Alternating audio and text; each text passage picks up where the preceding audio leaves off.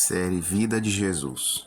O tema de hoje é a prisão e a traição de Jesus, parte 2.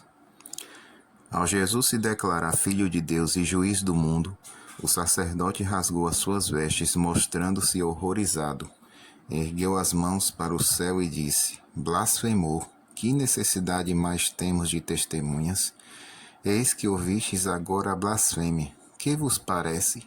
Responderam eles: é réu de morte.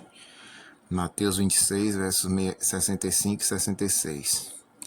Segundo as leis judaicas, um prisioneiro não podia ser julgado à noite. Por isso, embora já condenado, deveria haver um outro julgamento durante o dia. Insultando o Criador. Jesus foi levado em seguida para a sala da guarda, onde sofreu escárnio e abuso dos soldados e da multidão. Ao amanhecer, foi ele conduzido novamente à presença dos juízes, onde a condenação definitiva foi pronunciada. Uma fúria satânica se apossou dos líderes e do povo.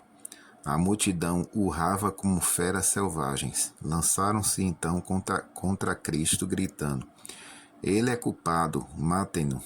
Se os soldados romanos não estivessem presentes, eles o teriam feito em pedaços.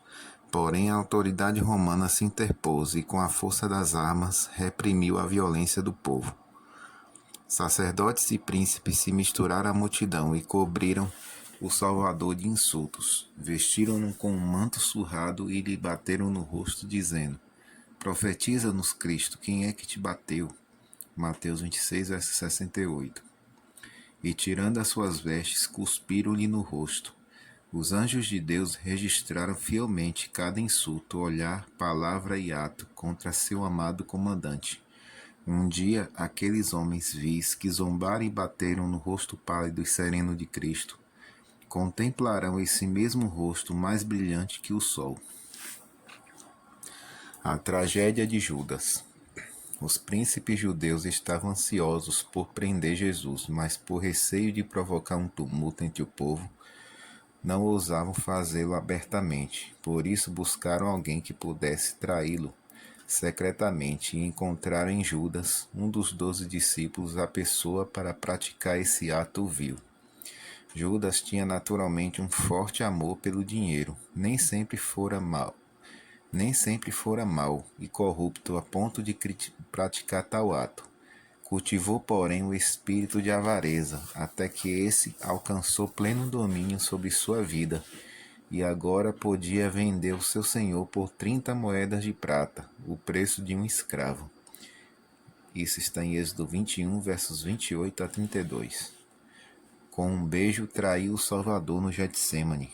Depois de entregá-lo, seguiu cada passo do Filho de Deus, desde o jardim até o interrogatório, diante dos príncipes do povo. Não acreditava que Jesus consentiria em ser morto por eles, conforme o ameaçaram. A cada momento esperava vê-lo libertado e protegido pelo poder divino, como havia sido no passado, mas à medida que as horas passavam e Jesus se submetia pacientemente a todas as injúrias e insultos, um terrível medo se apossou do traidor, levando-o a reconhecer que, de fato, ele havia traído seu mestre para ser morto. Remorso tardio. Quando o julgamento terminou, Judas não pôde suportar mais a tortura de uma consciência culpada. De repente, uma voz rouca ecoou no recinto, provocando um calafrio de terror em todos os presentes. Ele é inocente, poupa-o, Caifás. Nada fez para merecer a morte. Mateus 27, versos 3 e 4. A figura alta de Judas foi vista abrindo caminho pelo meio da multidão chocada. Seu rosto estava pálido e desfigurado, e grandes gotas de suor caíam da sua fronte. Avançando até o trono do julgamento, atirou aos pés do sumo sacerdote as 30 peças de prata, o preço da traição. Agarrou ansiosamente as vestes de Caifás e lhe implorou que libertasse Jesus, pois nele não havia nenhum crime. Caifás, porém, o repeliu, dizendo: Que nos importa? Isso é contigo. Mateus 27, verso 4. Judas então se lançou aos pés do Salvador, confessou que Jesus era o Filho de Deus e lhe implorou que livrasse a si mesmo de seus inimigos. Jesus sabia que Judas não havia se arrependido verdadeiramente de seu ato. O falso discípulo temia a punição pelo que havia feito, mas não sentiu genuína tristeza por ter entregue o imaculado Filho de Deus. Mesmo assim, Jesus não lhe dirigiu nenhuma palavra de condenação. Olhou-o com piedade e disse: Para isso nasci e para isso vim ao mundo. João 18, verso 37. Um murmúrio de admiração correu pela multidão. Com espanto presenciaram a longanimidade de Cristo para com seu traidor. Quando Judas percebeu que suas súplicas não dariam resultado, saiu correndo da sala gritando: é tarde demais.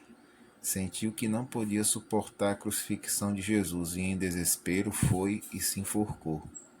Mais tarde, naquele mesmo dia, quando conduziam Jesus do tribunal de Pilatos ao Calvário, as zombarias e os insultos da turba foram interrompidos quando passaram por um lugar deserto e viram junto a uma árvore seca o corpo sem vida de Judas.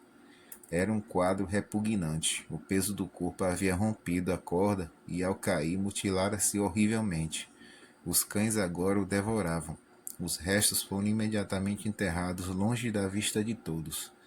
A zombaria, porém, diminuiu e o rosto pálido de muitos revelava os fortes temores de seu íntimo. Parecia que a retribuição já começava a atingir os que eram culpados do sangue de Jesus. Essa é a nossa reflexão de hoje. Que Deus abençoe cada um de vocês.